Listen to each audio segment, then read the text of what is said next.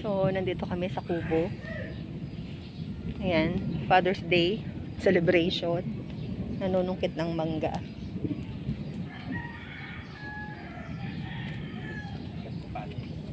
Ayan ang asawa ko. Happy Father's Day, Daddy. Father's Day celebration. Sungkit mangga. Ay, mag-ingat ka.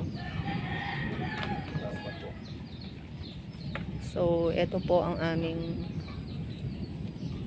hindi po sa amin pala to, sa aking hipag at Lion and Kelly. Kanila po ang lupain na to.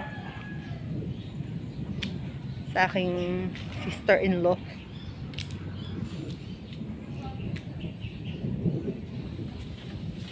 Ingat ka, Daddy.